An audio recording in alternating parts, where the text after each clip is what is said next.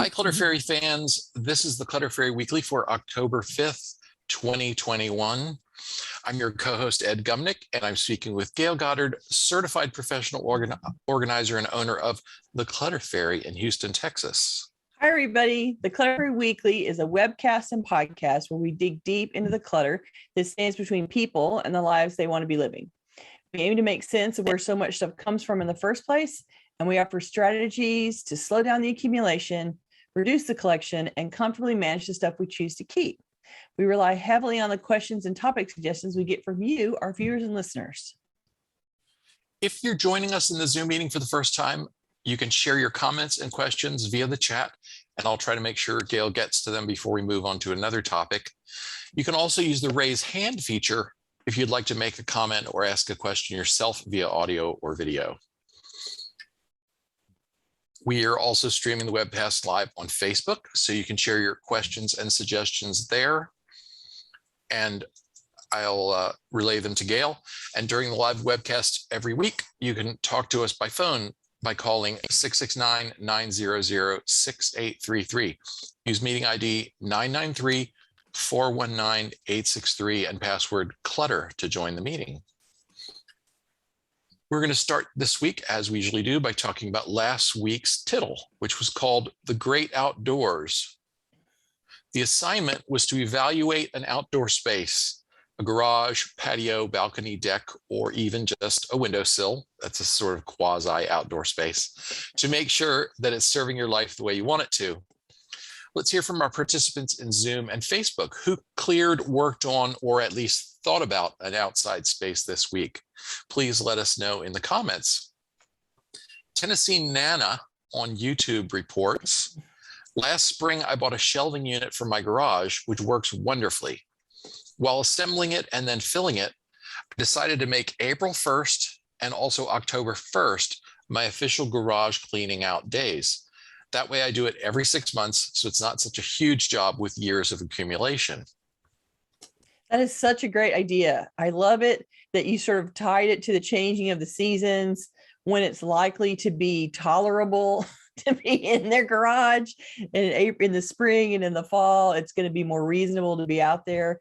And also the idea that you're recognizing that going into it twice a year helps you stay on top of it, and means that you don't have to do the whole garage all at once if you don't want to. If you know you're going to come back and do some more later, then you can concentrate on an area, and 6 months later you come concentrate on another area, and eventually it'll be a much smaller and smaller job every 6 months when you go in there. What a great idea for spanning out the work and tying it to when there's likely going to be sort of a junk. You can get it tied to when a junk haul, if it's going to happen, and you can make that garage livable and manageable. Great idea. Good job. Connie says, set up space in spare/storage/dorm. Well, she wrote doom room. I don't know if she means dorm room, or there may be more to that story, for plants that need to go indoors in winter. Diane said, I was in the outside space in the mountains last week. Jealous. Oh, that's lovely. How wonderful. Joyce says, I cleared the shelf at my entranceway by my front door. No outdoor storage allowed. Good. And so it's by your entranceway.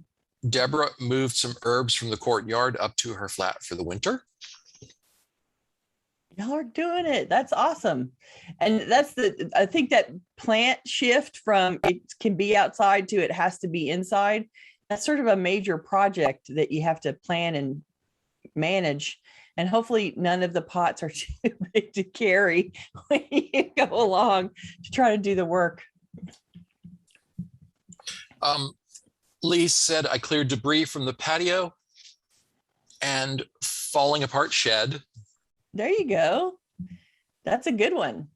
And Naomi reports that this evening is the time to bring in the outdoor plants. It's going down to freezing tonight in Edmonton. Ooh, okay, it's time. Oh, awesome. Connie says it is doom room. She wrote that on purpose. It's her daughter's former bedroom that is now the biggest storage closet we ever had. Oh.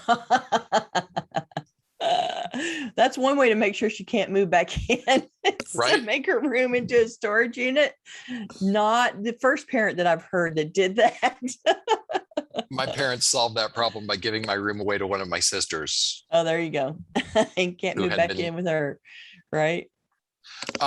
That's hilarious. The doom room. Matre, I'm not sure if I'm pronouncing that right, so I apologize, said, I got rid of cleaning supplies and took them to the garage away from my toddler's reach. Garage is clear and I have some peace of mind.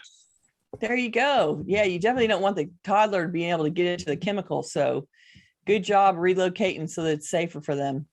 That's excellent. Y'all are doing great.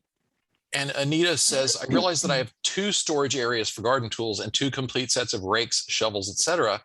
I'm going to move one small shed so it is equidistant from both gardening areas and donate the excess tools to the Nature Center garden where I volunteer. Oh, that's a great idea. What a great adaptation. And as long as you're out there doing gardening anyway, if you can walk between the 2 of them from the shed and it's not too much of a burden, then everything's available for whichever place you're going to go. That's awesome. I like that. And Rowan, our resident angel of organizing, said, my friend and I continue to deal with her garage. We will move on to the shed and storage unit this week. Yay, good job. And it's a great time of year to do it. So, and I'm sure that your friend appreciates the support and extra help while doing it. Now you see what it's like to be working with somebody so that it's a team effort instead of a solo one. And I'm sure it makes it much easier for her that you're there being friendly and helpful and helping her do it. So yay, spreading organizing around the world. She told me that she sent me a text and said that she's gotten everything organized in her own house. And so she's sort of resorted to standing on the street and, whistling at passersby. Hey, do you need some organizing help? So now she's helping her friend, and that's awesome. She's getting her organizing fix, and she's spreading organizing help in the universe. So this is awesome. Excellent. Right. Okay, we should move on to our main topic. A lot of conflicting factors compete in our heads as we weigh whether to keep or let go of stuff. Thoughts and feelings about price, value, beauty, and sentiment struggle against harsh realities of space limitations, dust, time, mobility, and so on. Today, we want to examine factors that contribute to the complexity of our keep toss decisions and offer strategies for making choices that work for your life. We want to start by talking for a moment about mental models. What are they and how do they work? So mental models are representations that our brains use to try to explain how things work in the real world, the relationship between various parts of reality, and our perceptions of our own actions and their consequences. You might think of mental models as small sketches or diagrams or cartoon versions of the big world. Think about a Hot Wheels car. It's a tiny, simplified model of a real car, but it conveys the essential ideas of what a car is, what it looks like, and how it moves at a level that a child can understand. Mental models can take the form of fables, stories, aphorisms, rules, metaphors, similes. For example, Aesop's fable about the ant and the grasshopper is a mental model for the real world idea that there's a time for work and a time for play. The ant being about working, right? Since we can't carry the whole world around in our brains, we collect sets of mental models that we then use to shape our behavior and to approach solving problems and doing tasks. Mental models are a way that we simplify the complex world into understandable and organizable chunks. They help us explain to ourselves and to others how the world works, and they can help us make decisions. The simplicity of our mental models makes them useful, but imperfect tools. Without them, we would have to fall back on living our lives using nothing but habit or instinct.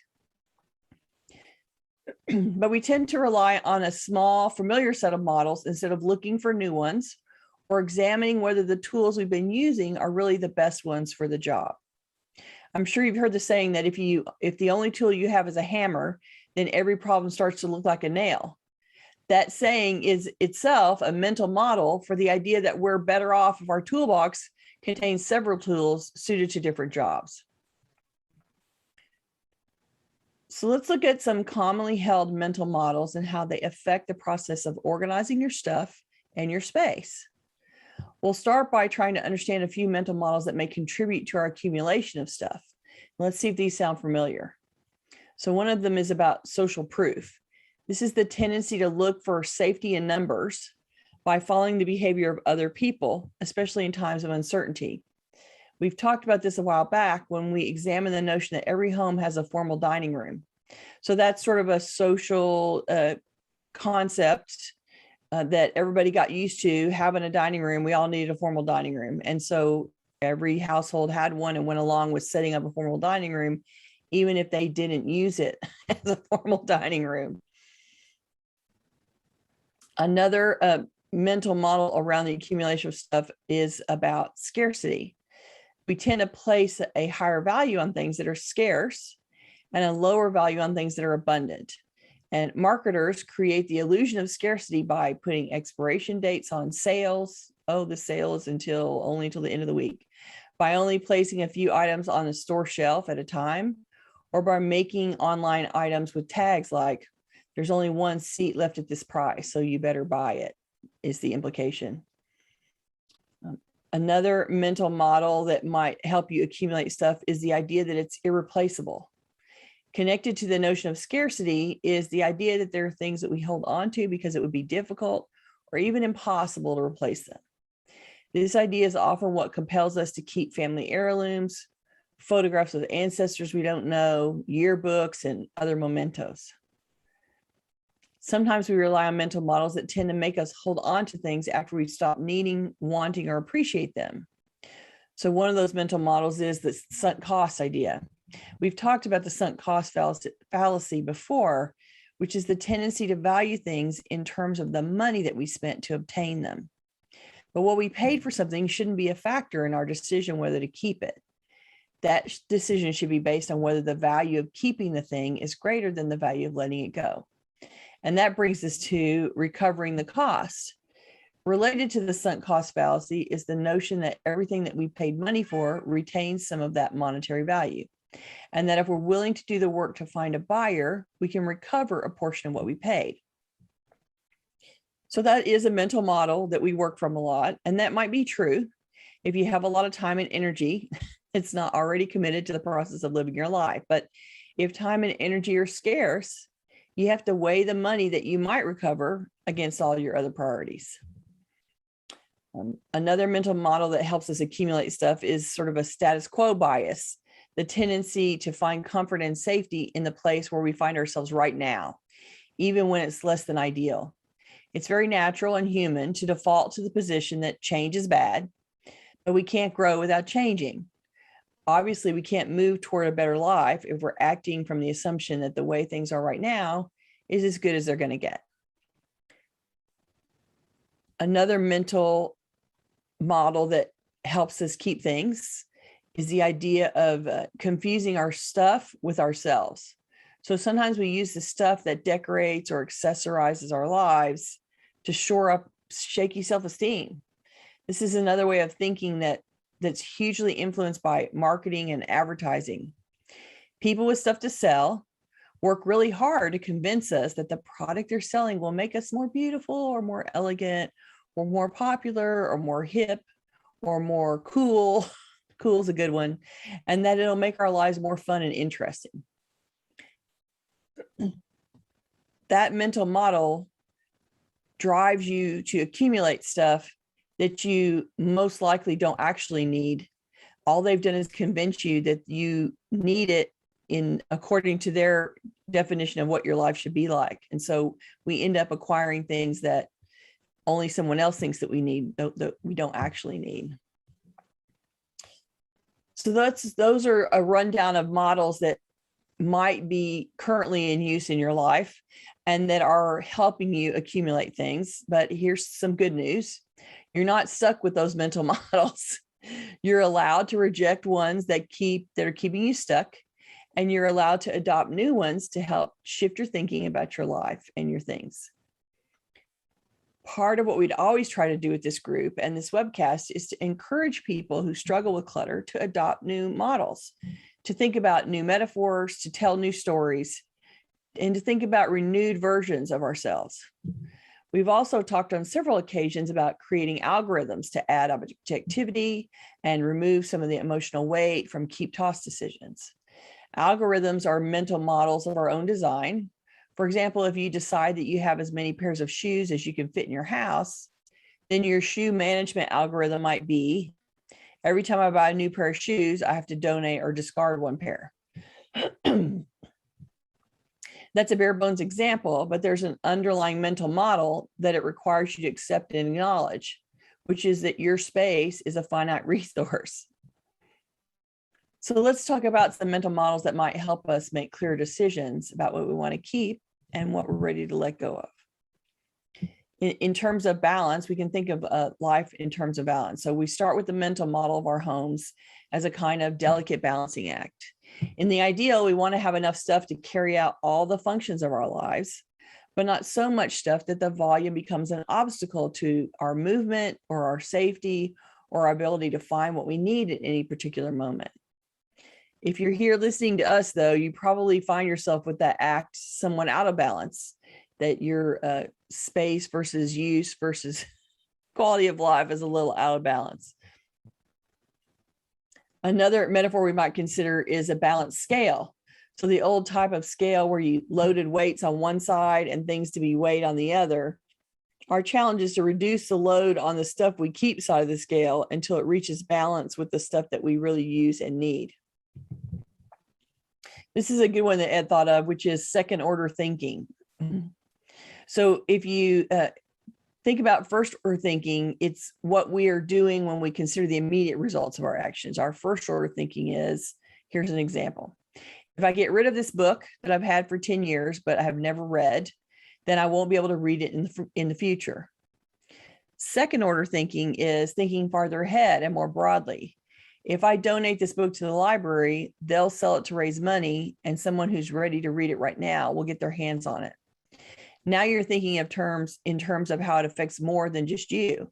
So the first order thinking is, what is the immediate result to you of your response, of what you do about it? The second order thinking is, how will that affect in a broader environment more people just besides you?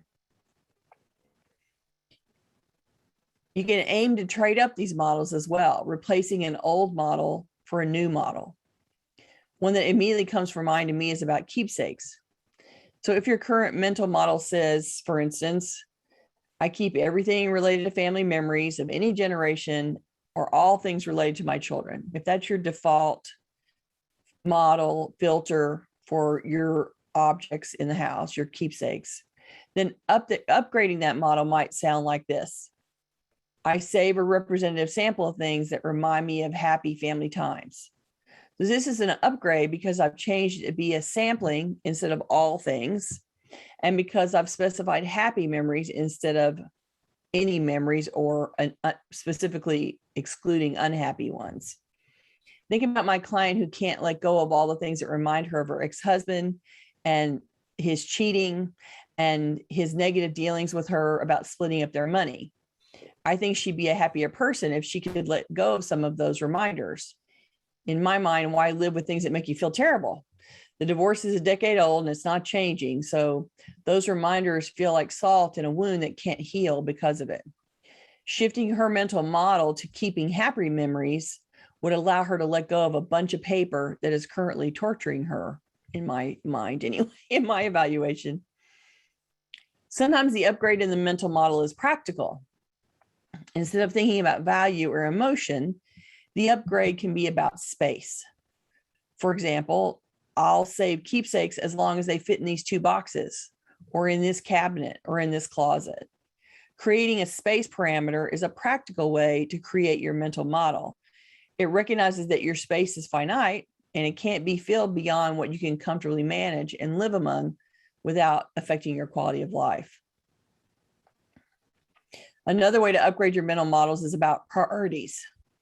Maybe up till now, your mental models have all been about the sunk cost, the money spent, or the perceived value of that the item retains currently. That makes the money value the priority, regardless of what it does to your living space.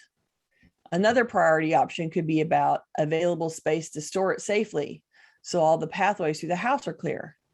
If keeping and storing an item blocks a doorway or makes it hard to navigate a hall, then storing it negatively impacts your life, and making safety or ease of cleaning your home or having all of your rooms usable into the priority over the monetary value of things is a reasonable upgrade of your mental model.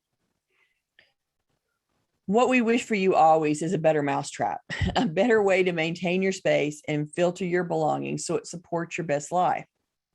Examine your behaviors and attitudes about your stuff to reveal the mental models that are already in work and seek out new models that give you better results. There's always a better way to filter. There's always a way to adjust that mental model so that it doesn't err on the side of keeping everything.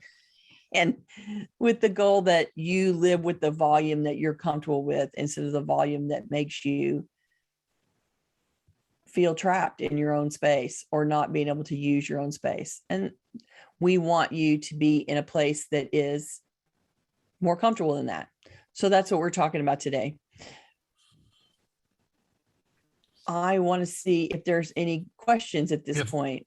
Lots of comments. Okay. CJ says, after the death of my in-laws who were living with us, we had let their side of the garage be filled with junk and, frankly, trash.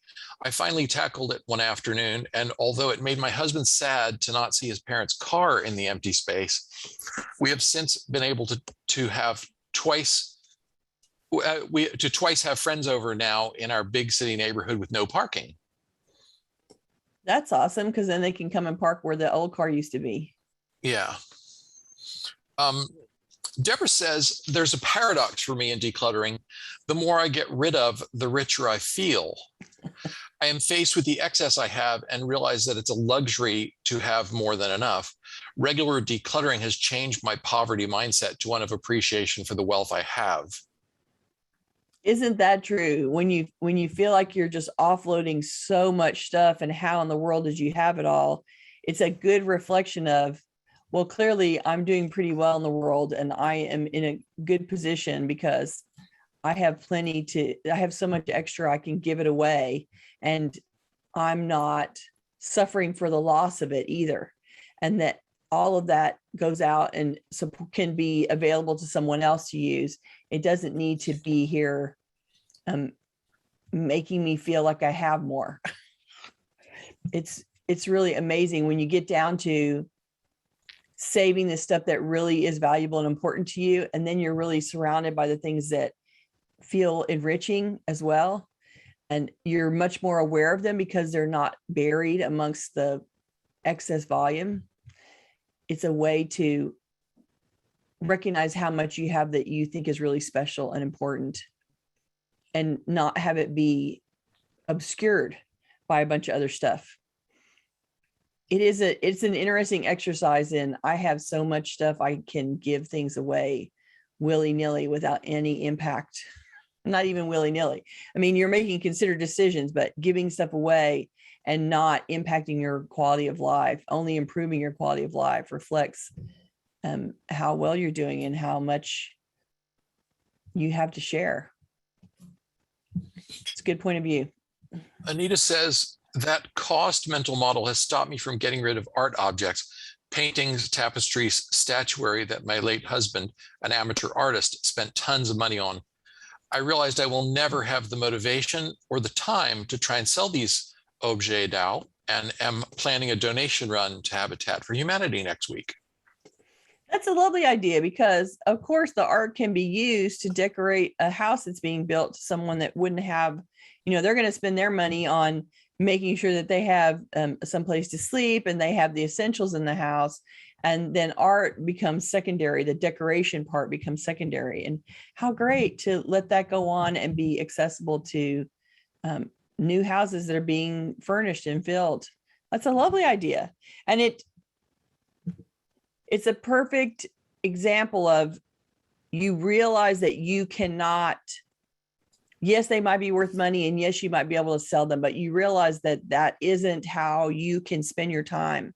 It's not ever going to come to fruition that you translate those objects from objects to money. And so acknowledging that that's not your priority here, and your priority is for those to be shared on to the next person, is great. It's a great realization, and you've come up with an excellent solution, and good for you. That's a great way to dispose of them and make sure that it goes and gets used somewhere else. Because then that's one less thing that the Habitat people don't have to spend money on. They can use your art and buy the money, use the money that they have on something else, which is great. Lise says Disney was really good at the mental pressure to buy movies using available for a limited time and will be returning to the vault, unable to access for 10 years. I got stupid and learned a hard lesson. I'm guessing Lisa is saying that she has a whole lot of Disney movies. Right? Yeah. And, there was a moment in time when that worked because those movies weren't accessible on all of these streaming services that we have. And so, Disney took their moment in time and got people to buy stuff. And let me just tell you how many of those VHS tapes of Disney movies I haul off to Goodwill on a regular basis. Well, you're not the only one. and they still maintain that scarcity model, they certainly control them. Yes. Well, and there have been other examples of that.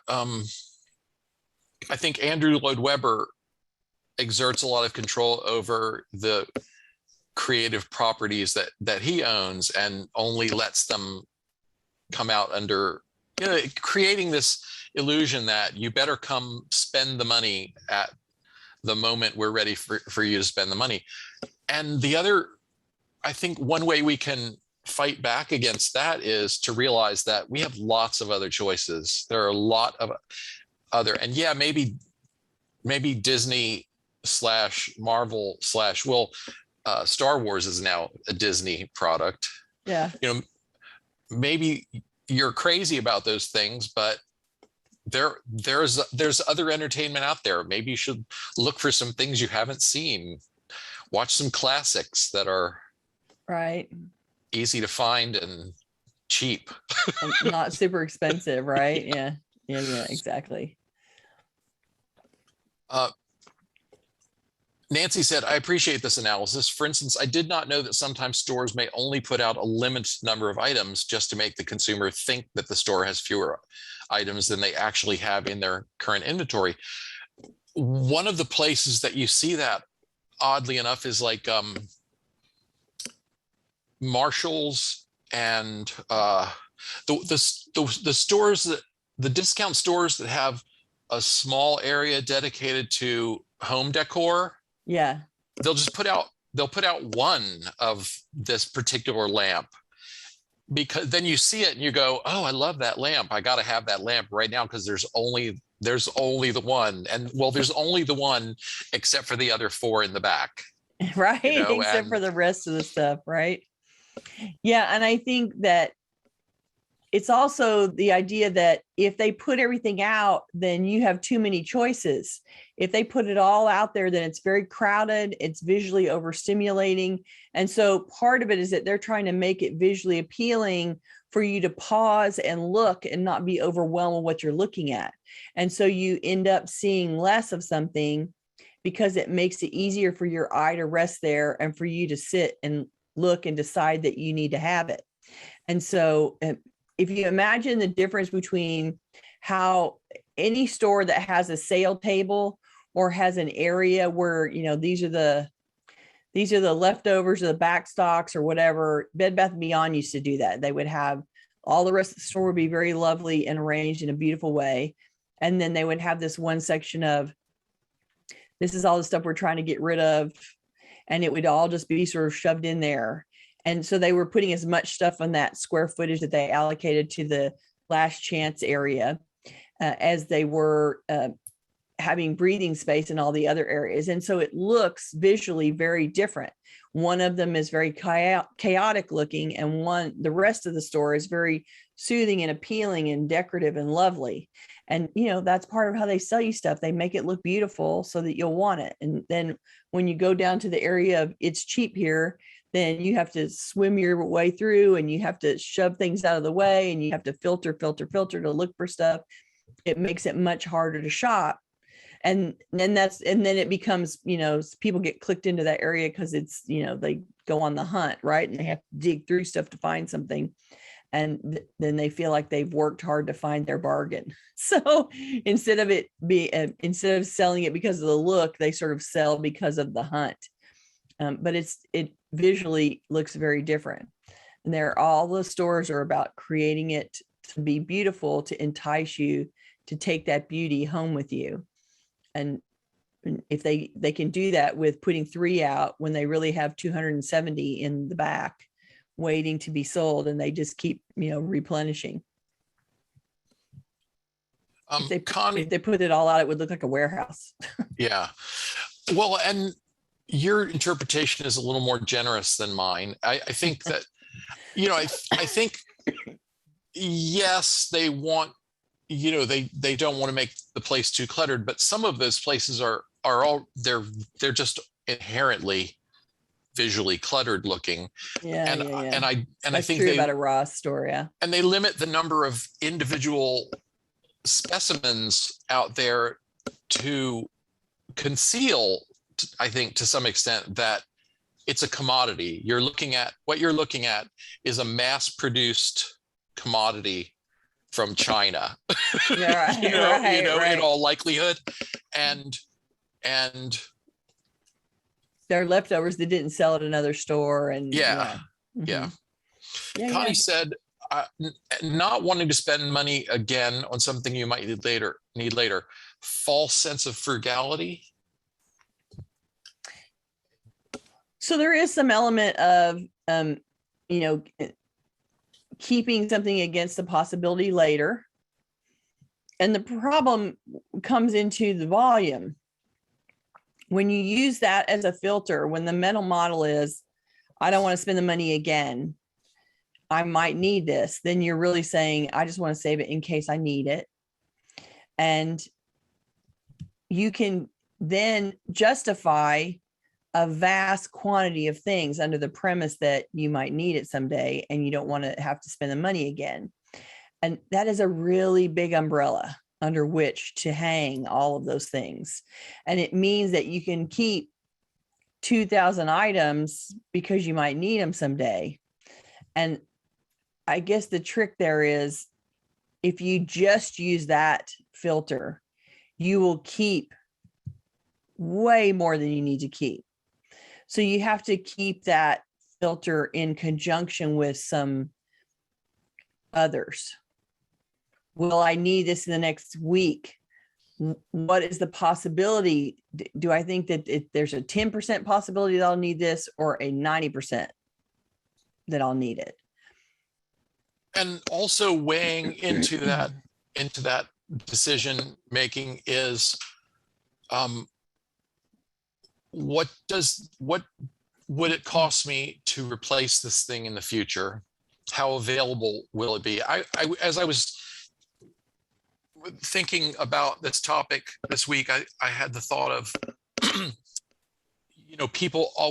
people tend to collect piles and piles of pens, ink pens that have been given to them, and Sharpies that they've gone and bought. And, you buy a Sharpie and then you can't find it, and you're working on a project and you go buy another Sharpie, and then that one gets packed away in the project box and you buy another Sharpie. And yes, you could hold on to all the Sharpies, but will you use them before they dry up and become useless?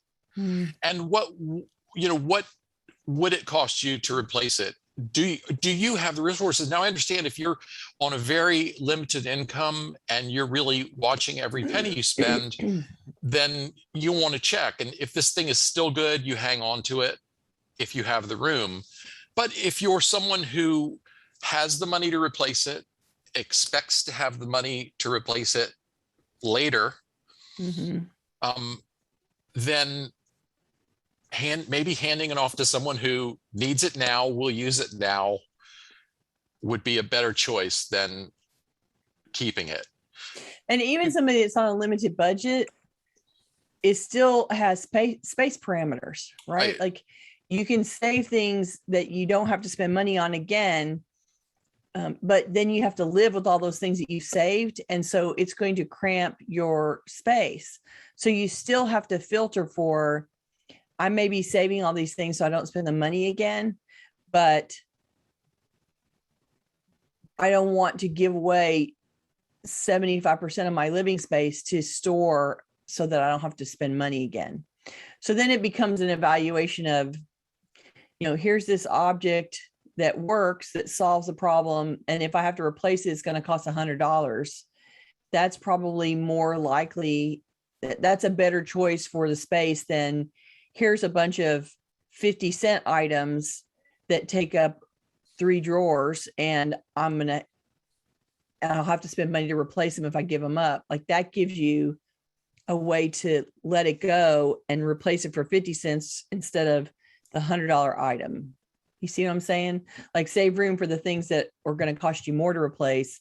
And maybe you can make room in your space for the things that are cheaper to replace. I mean, you're still, even regardless of your budget, you're still balancing your ability to replace things and the available storage space in your house. If you're in a little tiny apartment, then you absolutely have to err on the side of, I can't store a million things here. I have to get it down to the bare minimum of what allows me to live comfortably here in this space and not cram up too much storage to go with the apartment. So you're always running that balancing act depending on your income and also your available space. Tammy said, I'm not clear on mental models yet. And I wanted to try and come up with another way to explain them. It's a mental model is to some extent a small piece of your worldview. It's a metaphor, or it's a story, or it's a diagram that you keep in your head to help you understand a larger, more complex system, because you can't hold the whole large complex system all in your head at one time. And one of the kind of fun examples I found when I was looking for good material about mental models was, when a certain worldview dominates your thinking, you'll try and explain every problem you face through that worldview. This is an example from biologist Robert Sapolsky. He asks, why did the chicken cross the road? And then he gives the answers from several different experts. An evolutionary biologist might say, the chicken crossed the road because they saw a potential mate on the other side. If you ask a kinesiologist, they might say the chicken crossed the road because the muscles in the leg contracted and pulled the leg bone forward during each step. If you ask a neuroscientist, they might say the chicken crossed the road because the neurons in the chicken's brain fired and triggered the movement. So none of them are wrong, but none of them are seeing the whole picture. Different point of view. Yeah, and so your mental models are the things that give you your particular picture of reality, and they help us explain and understand things, and they help us make choices, but they're necessarily limited. And some of them are very constricting, like, we've talked before about the depression mindset that has gotten passed down from our grandparents of people my age and your age, right? Great grandparents of the younger people who are watching, but who lived through the depression. Yeah, and yes, a depression could happen again. Yes, the world economy could crash that way, but it hasn't, it hasn't happened again in nearly 100 years. And so maybe we don't need to make a lot of choices based on that particular experience that people shared, right? Does that potential help me? outcome. Yeah, that potential outcome. Here's one here's a question from Anya that is closer to the present. In spring 2020, I bought a very good sewing machine, but I very rarely have the energy to use it. Sunk cost big time for me. And also, I believe it is vital to have a sewing machine because it's so useful. What now? Well, if you consider it to be vital to have a sewing machine, then that has crossed a couple of models. Like, I think a sewing machine is vital. So I don't sew, so I don't have a sewing machine, and I don't think it's vital at my house. So you have a mental model that a sewing machine is vital, and that's awesome. And so keep the sewing machine. And so it doesn't have to be just about the fact that you spent money on the sewing machine, because they're expensive. But if it's something that you feel like is important, even if you don't do it very often, maybe that passes a couple of your mental markers about what makes it important. 1, it costs money. 2, you think it's important to have one. And 3, you like to do it. And so having it take up surrendering living space to the sewing machine has passed a few hurdles for you. And then I think that makes it okay. Well, she's mentioned that she does have room in a closet to keep it. So it's not, I mean, it may be taking up closet space that could go to something else, but it's not taking up current living space that way. Living space, functional space. Right. Yeah. Okay.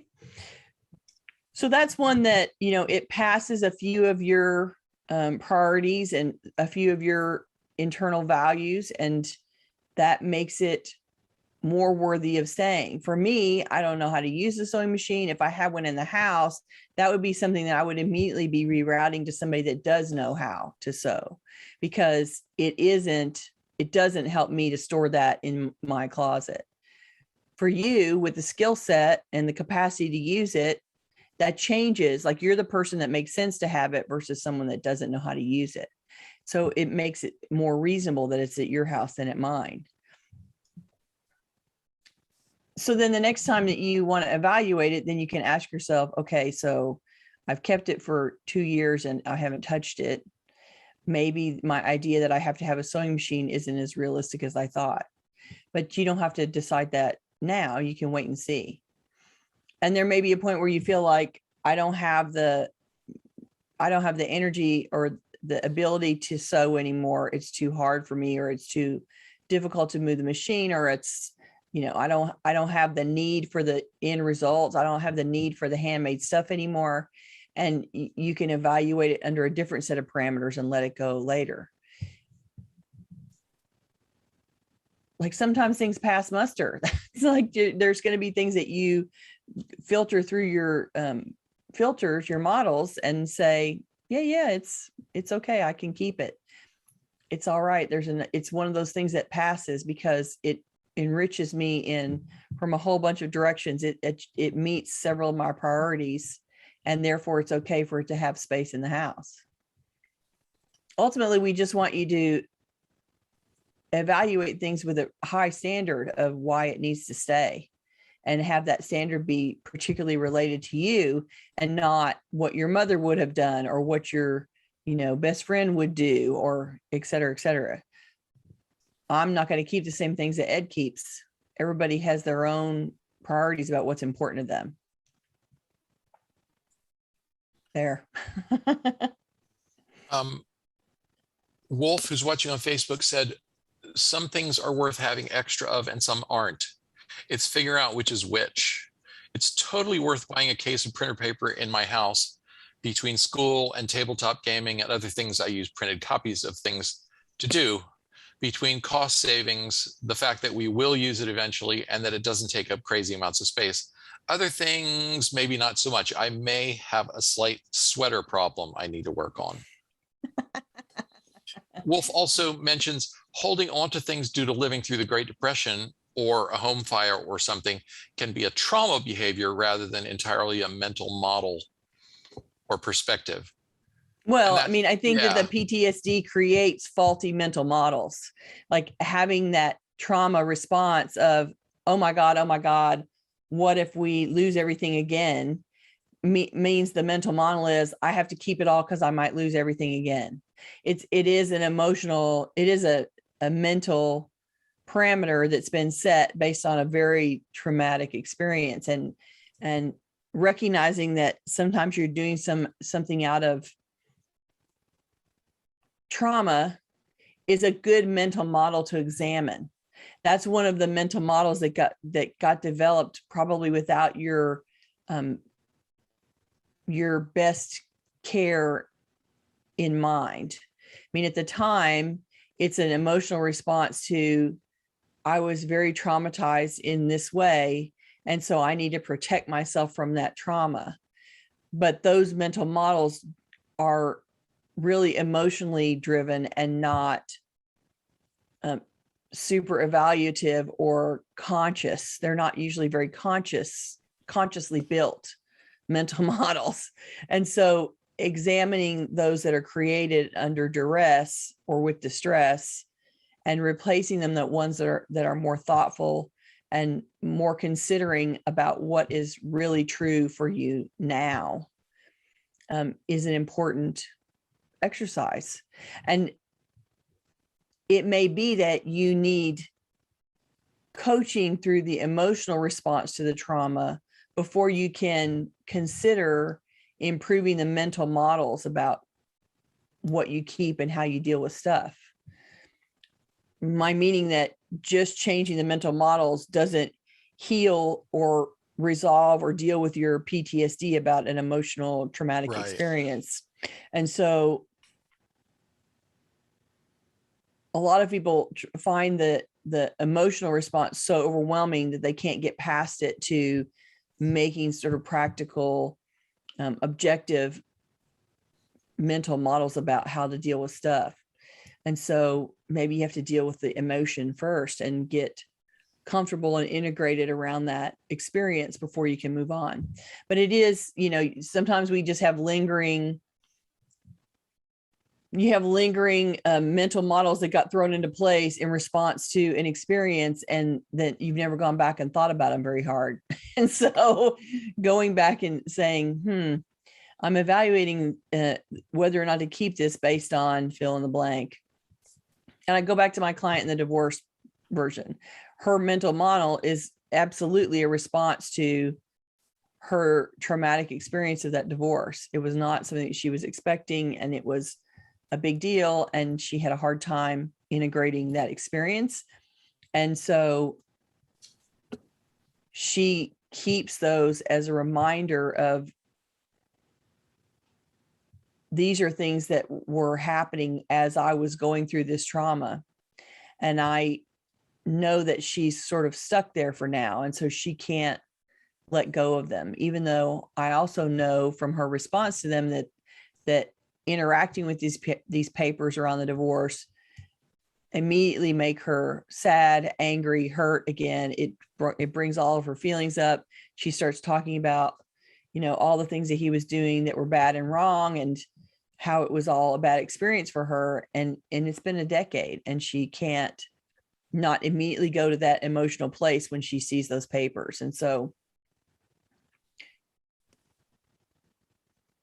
right now, I think her mental models about keeping that stuff are working against her. They're keeping her in a negative place instead of allowing her to release and let go. And she's not ready to do that yet. And so I have to honor where she's coming from, but I can see her mental models around keeping that paper are compelling her to keep something that is making her feel tortured. And so, and not serving any other practical need. Yeah. It definitely doesn't serve. She doesn't have any, yes, she needs the actual legal document of the divorce decree, but that's it. Nothing compared to all the other stuff that she's keeping. There's just tons of other stuff that she's keeping around this. And there's no There's no practical need for the rest of the paper, and she's keeping it anyway. And so there you go. Okay, You may have some that are the same. And so it's just an idea that you need to look at the ones that you're using and see if they need to be shifted, changed, upgraded. There are so many great comments today. I'm not going to get to them all, but I want to share two more before we get to a couple of announcements. Rowan said, the things we really need, we would never get rid of. Current cell phone, current laptops, current medications, etc. I think it is important to redefine need. Because you really can, it can really just be something that you want, not that you need, or it can look like you need it when that need isn't really, I need it currently. That need it's part of that stuff in the background of, I might need it, right? It's in that realm of, maybe I'll have to have this. Maybe I'll need this later. I'm used to having this. I have habits around this. Yeah. Yeah. And exactly. then the other one I wanted to share, let's see. Connie said, the chicken was running away from clutter chaos.